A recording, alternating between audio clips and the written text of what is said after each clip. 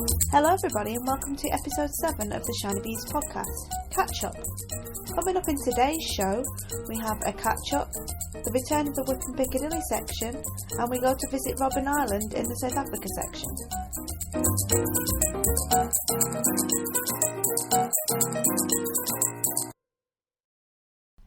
Hello everybody and welcome to episode 7 of the Shinybees podcast. It's nice to be back podcasting with you again and lovely to have you here with me. A warm welcome to any new listeners and a welcome back to any returning listeners.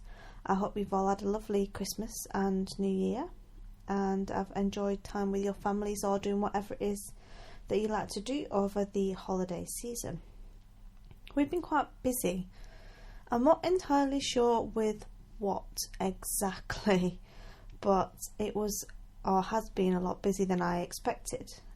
HBM and Mielie came back from Africa a week earlier than expected, so I didn't get anything like the amount of time to do stuff that I thought I would. But it was obviously very nice to have them back in the UK with me as well, and we've had a great time being here so far.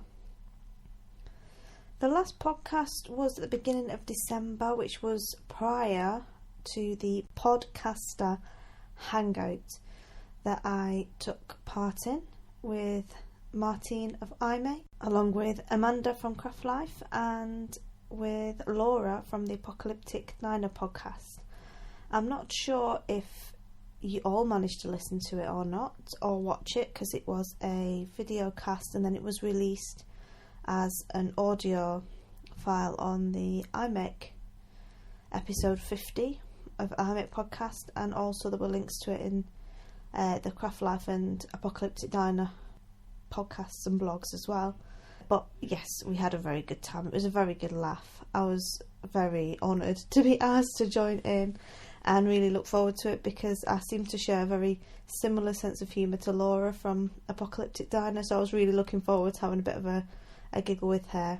I really enjoyed being part of that, and as I mentioned, if you haven't heard it, you can do so via episode 50 of iMake, which is the audio from that Podcaster Hangout. It is an hour long, so just be aware of that if you have download issues as I did in Africa. And also you can watch the video as well via all three of the blogs, but the video and the audio are both not on my blog at the moment, because I don't have a video upgrade and I wanted to keep the bandwidth on the Libsyn for the podcast I did have planned but didn't quite get round to. So I think you'll enjoy that if you enjoy any of our podcasts, and also you'll get to hear about the infamous Thong Man. More on him later. Thank you very much to everyone who got in touch to offer congratulations and good wishes for the new baby that should be here fairly soon. I am quite a grumpy pregnant person. I really don't like the way that being pregnant automatically makes you a target for all kinds of random things, like the random belly touching that goes on. I don't know you. Please don't touch me. It's not a petting zoo. And I don't really mind if it's someone that I know quite well. In fact, someone I know well enough to share a toilet cubicle with. This is a big queue. That's fine. But the waiter in the Indian restaurant, really? Do you really think you should be touching me? That's quite inappropriate. And I just find the whole thing a little bit icky, to be honest with you. I don't understand why people do it. I think it's really rude. But people have explained it to me in kind of, oh, well, you know, people think it's really nice and it's a community thing and it's marvelling at the miracle of life and all this, and I'm just like, no, it's inappropriate groping of my stomach. Thank you. Just get away from me. And I'm quite lucky in that I must have this aura of don't touch me anyway. I'm a friendly person, but I just, you know, don't touch me ever. And other people or other friends that I know just seem to attract the weird, either being groped repeatedly or the weirdest comments from people, because everyone is an armchair gynecologist / sonographer / midwife these days. And just because they've had a child, they automatically think that you want them to give you their entire rundown of child knowledge. And I quite often sit there thinking, I wouldn't take advice on you on what to feed my dog, frankly, let alone my child. But nod and smile, because that's the only way to get rid of them. And one of my friends is expecting a baby in a couple of weeks. And her next door neighbour, who she doesn't know, really, never been round, came and knocked on her door the other day because she had the windows open in her house. And she knocked on the door and said, I just thought I'd call round and see if you'd had the baby yet because your windows are open. And my friend was just sat there going, no, why would I open the windows on a freezing cold day if I had a brand new baby in the house? This is quite strange. And you just get people saying the most weird things to you, like, guess it, or you must be, that's my other favourite, oh, you're definitely having a boy. This was my friend's mum. You're definitely having a boy because you... And I jokingly said, well, because I'm all out front. And she went, yeah, because you'd be fat all over if you were having a girl. I was like, thanks for that. Clearly, very scientific knowledge. And there are some people who are a bit baby whisperish and they do know things. They can guess when people are pregnant when no one else knows and all that kind of stuff. But the majority of things is just complete guff. I don't want your old wives' tales. Just don't talk to me. Just don't say anything. Because whatever you say is probably going to be stupid and irrelevant. And I don't want to hear it because I'm a grumpy pregnant person. I don't want your attention, thank you. So, sorry, that was a bit of a rant, wasn't it? It's clearly been holed up for quite some time. But I know quite a few of my listeners are expecting a baby and are probably nodding along going, oh, sister, you are so right. If one more person tells me I'm carrying low or I'm doing this or I'm doing that, I am going to actually strangle someone. So this is for you girls.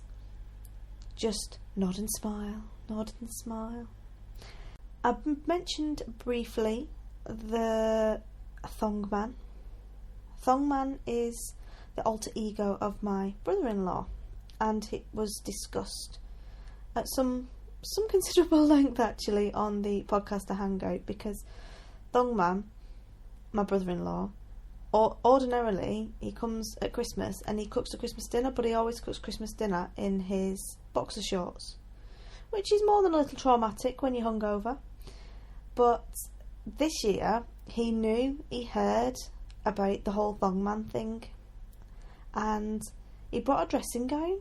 He didn't cook it in his underpants like he normally does. He wore a dressing gown and was quite kind of shy about the whole thing. And I said to him, look, the people, they want to hear from you. They want to know about Thongman and everything, and they want to send you some questions to answer, and they want you to be on the podcast. And he jokingly said, yeah, well, okay, I will, but only if someone knits me a knitted thong. And Laura from Apocalyptic Diner actually offered to do that. So I think he's on a bit of a diet now. I think he's worried. I did explain that it's not a video podcast, but he seems to have gone all bashful about the whole thing, which is kind of funny for him because he's really not bothered normally. He hasn't been dressed as Thongman or done any charity Thongmanning yet this year, but it might be something that he does in the near future. If you would like to send in any questions for Thongman, because he should be here in a couple of weeks, he's going to come and visit again, and I would quite like to interview him on the podcast for those of you that feel the need to hear from Thongman and his take on the world. Send them in. I think he'd really enjoy it. He's got quite a good sense of humour, so anything you do send in, even if it is a little bit left of centre, he's got quite good banter, so he's not going to think you're too weird, don't worry. Other than that, I don't know if you've been watching it or not. I don't know if you get it in America straight away, but we've been watching Africa, the series on the BBC.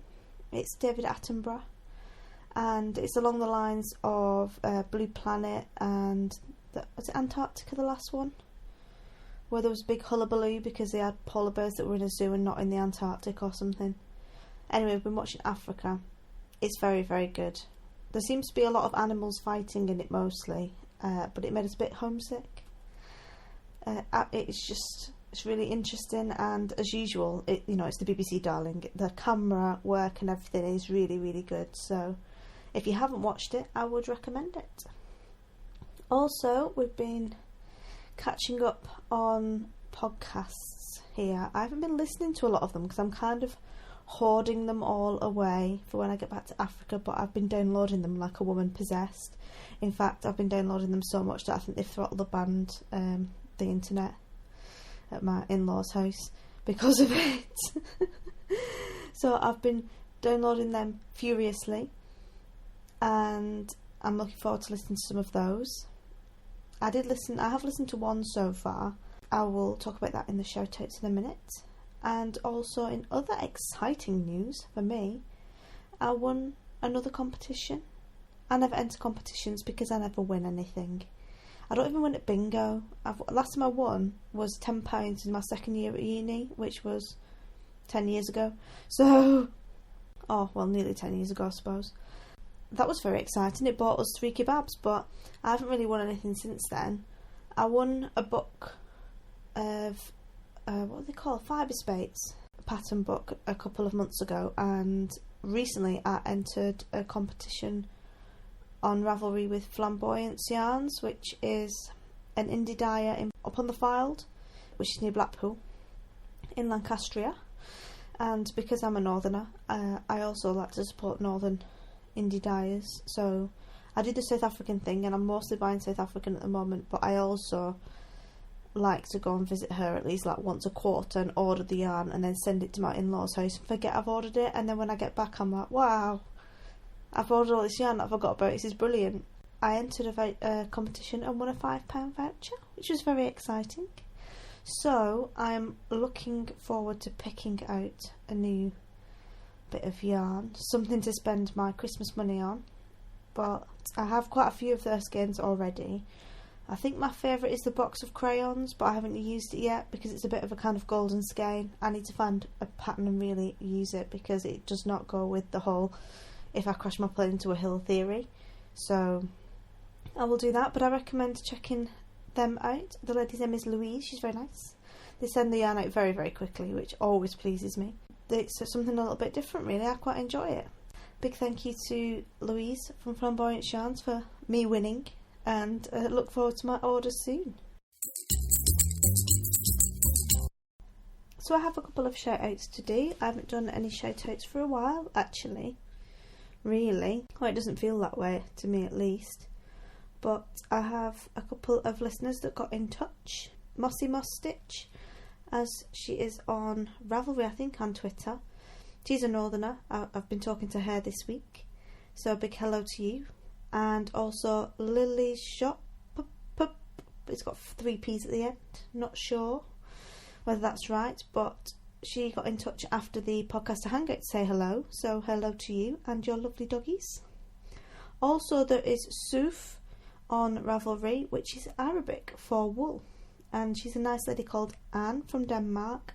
She did a couple of, I think she wrote the pattern herself, but she made some mittens, and now she's made a hat as well called White and Colourful for her little girl, and it's really nice. It's white and rainbow striped sort of fair isle, so it's really pretty and really colourful. I really liked it, so I made a comment on her project because I do like to have a nosy at what people have been making and sort of live vicariously through others' knitting, because I don't have time to knit much at the moment. I really enjoyed those, so go and have a look at them because they're really cute, and hopefully she will write the pattern up or something, or direct us to someone we can kind of make that pattern, because I think it's really nice. So hello to you, Anne.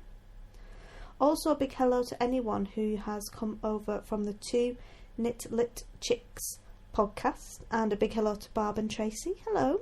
They gave me a shout out and played my promo very kindly on the podcast a couple of weeks ago, and I was listening to them in the bath the other day, and I sounded very English compared to them, but I really enjoyed it because they were a podcast that I've had on my list of American podcasts to try. I'm not anti-American podcasts at all. I don't know if I gave that impression in the first episode. I found you quite good fun as well to listen to, so they are a new to me podcast that you might want to have a check out if you haven't listened to them before.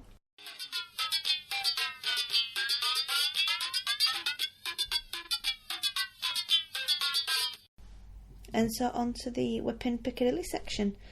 There might be a slight change of volumes in this and the next section because I recorded it all the other night and I had a glass of wine and I was lying down on the bed and sounded a little bit sort of too relaxed for my usual style, so I decided to re-record it.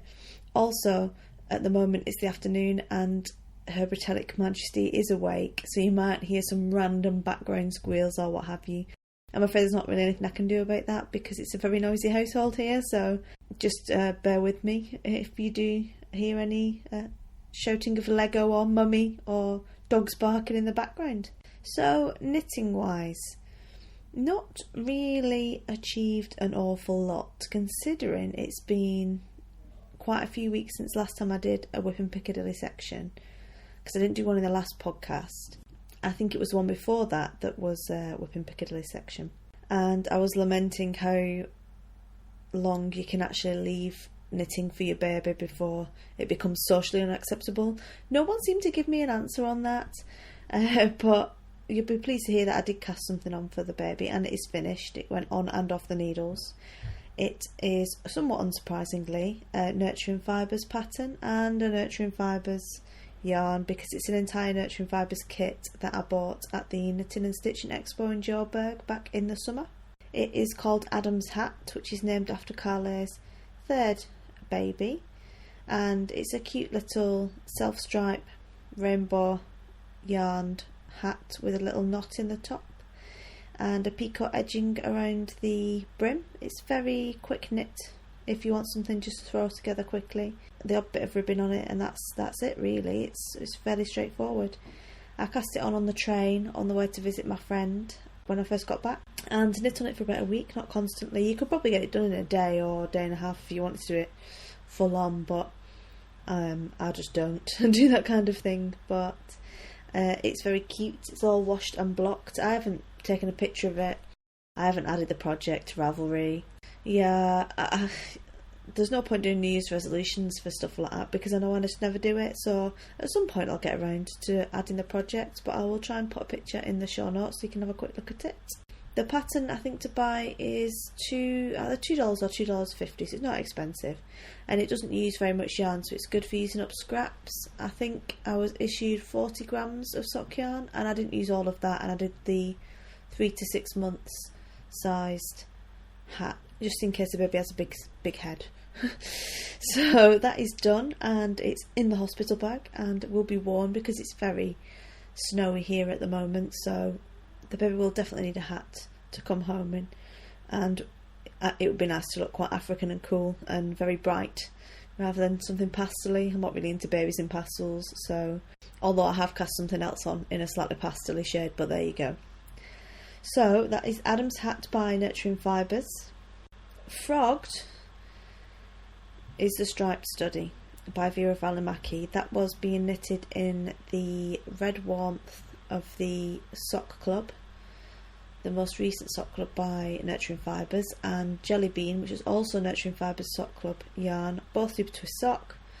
I changed the pattern because I didn't like the way the colours were turning out on the Jelly Bean from garter stitch to stocking stitch, and knit a load on it and then decided that actually no, I don't like that either. It's just not working. It's just the colours work together, the colours are the right kind of intensity, but the pattern does not work with the Jelly Bean yarn. I should have realised this when Carly looked at me like I beamed down from Mars when I suggested I was going to do that, in a very polite way, but in a kind of, are you sure that's going to be a good idea? And I should have picked up on that but didn't, and thought, oh, I'll do it anyway. That was foolish of me. So these two yarns will go into another project, but it's not going to be that one. But I think I will still make the Striped Study. It will be in something less busy for the contrasting yarn. On the needles, or a return to the needles, is the Damask. It went to sleep for a bit when I wanted the needles for the Striped Study, but now I've got the Striped Study off the needles and rewound into balls. I could continue with this one. But I'm not going to put it back on the same needles I was using. So before Christmas I took part in a swap and I was buying some stuff from Pearlessence, and just so happened to accidentally put into my basket a trial pair of Chiaogoo Red Lace needles, I went for 4mm because you never can have too many 4mm needles. And it turns out that I'm not the only podcaster at the moment who is giving these needles a try. Everyone on Ravelry bangs on about how great they are. And I usually use Knit Pro's interchangeable needles. I actually prefer the Nova tips, but I have the Harmony tips. Is it the coloured wood ones? And I find them really irritating, chiefly because once you've used them once, the numbers that show you what size they are rub off, and then you can put them back in a little cardboard casing thing, but if they accidentally fall out, which is entirely possible, then you're just playing knit paw roulette. You don't know which one you've got. It could be 4mm, it could be 4.5. You could have one size on one end of the needle, another size on the other, and you've got to kind of muck about in your bag and try and find a needle gauge. And I just find that really irritating for needles that cost that amount of money. I think they should come up with a better way of doing it so that you don't have to do that. Or just give you a free needle gauge, you tight people at Knit Pro. I mean, it's not like they were like £2 a pair. Just give me a needle gauge for free. So, yeah. Breathe, Joe, breathe. Luckily for me, in my swap with the South African swap group, I got a needle gauge, a nice little cute one. I mean, I have one, but I just have to go rooting round for it, and I don't like doing that. But now I've got a better one.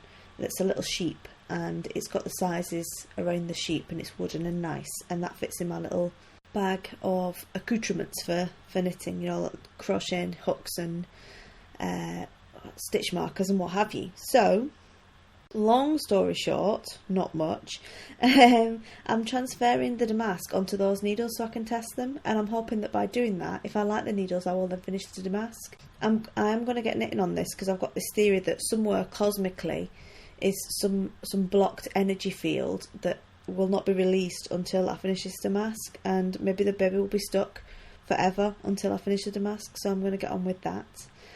And I will get quite a lot of work out of it, quite a lot of wear out of it at the moment because it's pretty gold. So that is my main focus of efforts at the moment, which means the Owls jumper, which I've been working on again forever, which is a pattern by Kate Davis, being knitted in Rowan British Sheep Breeds Chunky, as I had no work done on it. It's a negative ease jumper, and I'm like 9 months pregnant. There's no point in knitting on it, because when I go back to Africa it's still going to be hot, so I've got a few months to work on that yet.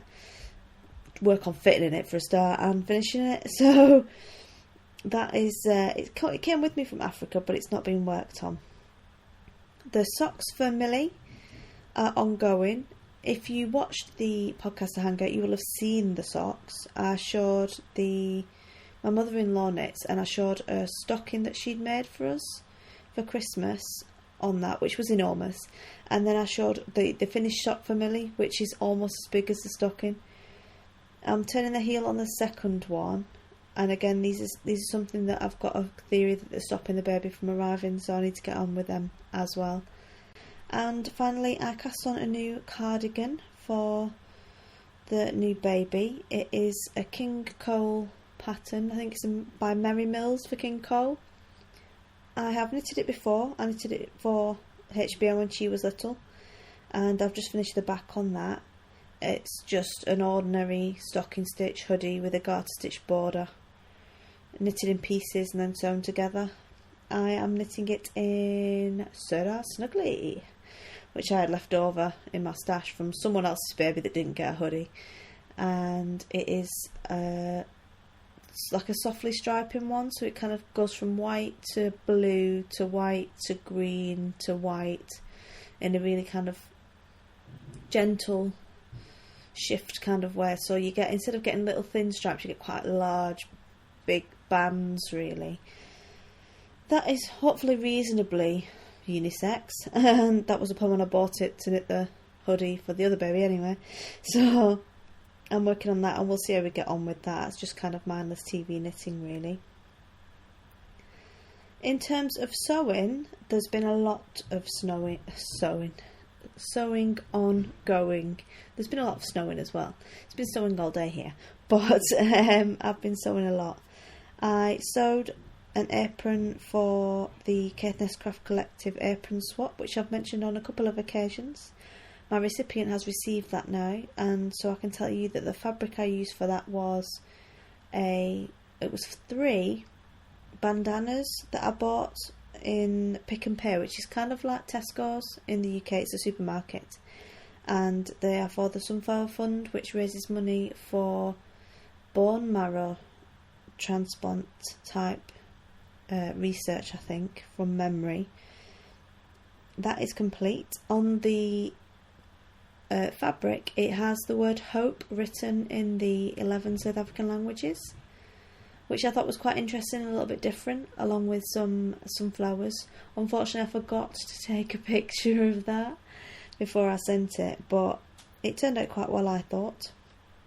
Spurred on by that, I also decided to make a load of baby aprons for the beast, because she is too big for a bib, and she's a bit too big for those all-in-one shirt things. It's like a kind of a shirt you put on backwards, like a really big bib, but it's a bib on the arms and a bib down the front as well, because she's quite tall. So it means that even if she keeps the stuff off the front of her t-shirt, it inevitably ends up all over her legs and all over her trousers. So I decided that an apron would actually be better for that, because then it could go over her knees. So I made up my own design for that and knocked out about 10 of them in a day, which was extremely exciting, because I've been doing a lot of quite fiddly work recently with the sewing in sewing class, and it was nice to just get something and make up a pattern and cut it and sew it and it be finished, and do about 5, 6, 7 of them without too much effort, whereas at one time that would have taken quite a lot of effort. So that kind of re-mojoised the sewing for me, because I've been getting a little bit threaders with it recently, because it's very fiddly, and learning new stuff and learning more advanced techniques, it just takes a bit more effort. So I made those. I don't think I've got any pictures on me of them, so you might have to wait for a picture of those, but there's just polycotton or cotton, and one side is a pattern, the other side is a plain coordinating colour, with around the neck and under the arms, and the fastening is made out of bias binding, just folded in half, so they're really simple. If there's a massive demand for it, I'll put a little tutorial or something on the blog, but to be honest with you, anyone could do it. It's not very complicated. But they seem to be working quite well. She likes to wear those, and they are keeping her reasonably clean, which is nice, although I'm sure Ariel are losing a lot of money in washing powder. Other than that, at sewing class, I've been making her some pyjamas and a dressing gown, which I was planning on finishing to bring back to the UK because of flannelette, and it's very hot in South Africa at the moment, but it's not very hot in the UK. I finished the pyjamas, and the dressing gown was halfway through being finished, and I thought about bringing it back, but then didn't, because I tried the pyjama top on the beast, and it's quite a long design anyway, but I obviously made it a bit too big because I wanted her to have space to go into it. And my husband came in from work just as she's running around really pleased with herself with this little pyjama top on, and he was just like, "Oh, hello Moses," because she did look a bit like Moses, as in the biblical character, albeit not male. And because the top was so long, and it looks like the long shirts that you see in like the children's Bibles, and the pictures of them, they all wear these long white shirts. Well, she looked like that, so I decided that actually it will probably fit her next year anyway, so there's no need to worry and rush it. So I ended up leaving the dressing gown there to finish next time. Other than that, there's been a lot of work on the interior design degree that I'm doing, which is very interesting, but takes up quite a lot of time. So a lot of my kind of crafty time is being taken up by that at the moment too. There will probably be more of that creeping into the podcast as we go along with the course, because I find it quite interesting, and there's a lot of things in there that appeal to crafty types as well. So as long as it's relevant, then it might make a bit of an appearance in the podcast.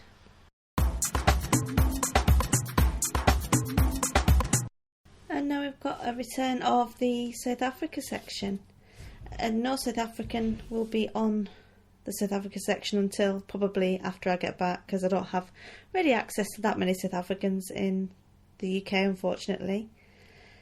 This week we're going to be talking about Robben Island, which was the place that Nelson Mandela was held in prison for 18 of the 27 years that he spent in prison. It is a World Heritage Site, and seeing as Mr. Mandela Madiba was ill over Christmas for about 3 weeks, then I thought, we'll do about Robben Island. We visited Robben Island in September and went to Cape Town, and it is an island in Table Bay, so to get there you get on a boat from the V&A waterfront, which is a catamaran that we went on, and we went over there. So there's quite a lot of people go at once, and there was obviously quite a large church out in there as well, because they all had church uniform on. The church is in Limpopo somewhere, but I have since then seen some of the ladies in the local village wearing the church uniform on a Sunday, so it must be somewhere reasonably close by. But as where we live in Limpopo is, 500 miles away from the nearest coastline or sea, not many people, I don't think, have been on boats from that church. And it was a catamaran, and the driver was driving quite quickly, so there was a lot of kind of bumping up and down coming off the water.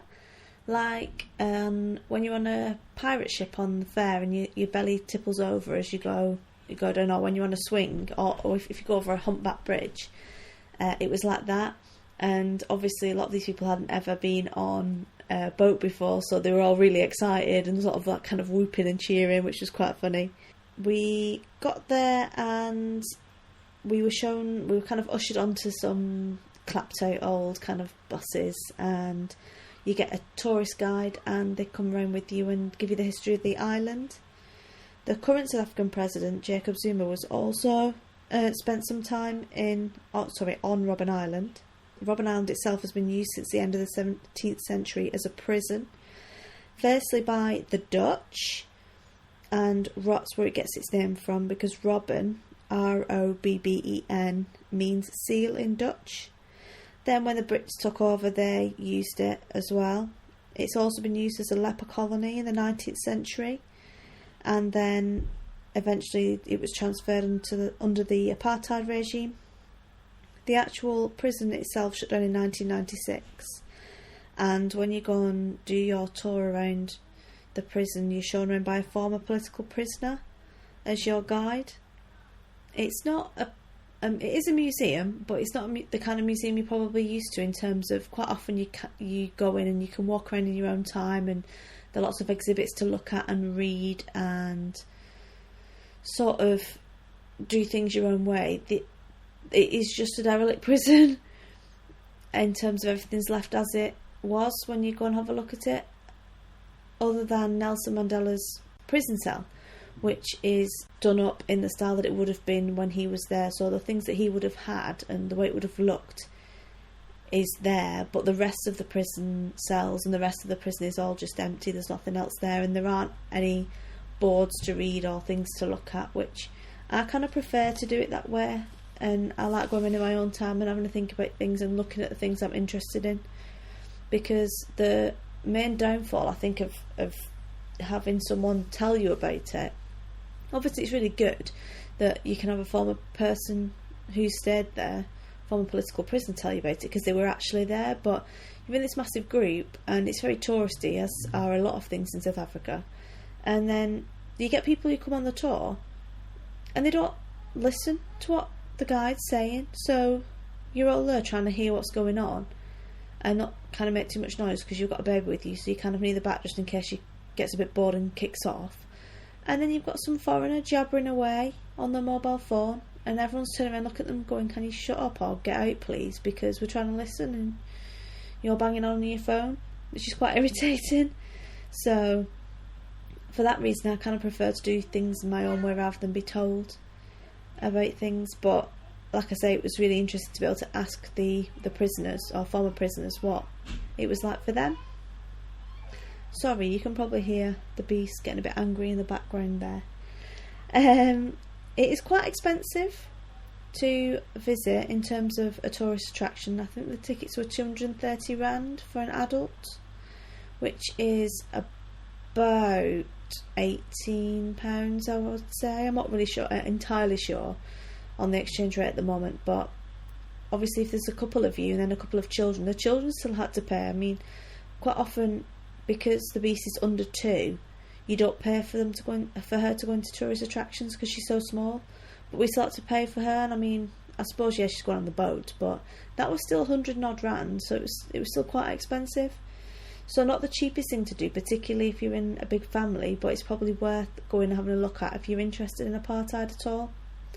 I will mention that in the terminal building there is an exhibition upstairs that gives you a bit more of the kind of written history and artworks and things of Robben Island, but we didn't have a lot of time to spend in there because there was a mix-up with our tickets, and for some reason they booked us on tickets the week after when we'd already left, which isn't apparently, you're not meant to be able to do that with the computer, but they managed it. So yeah, if you're interested in that kind of thing, it's worth going and having a look.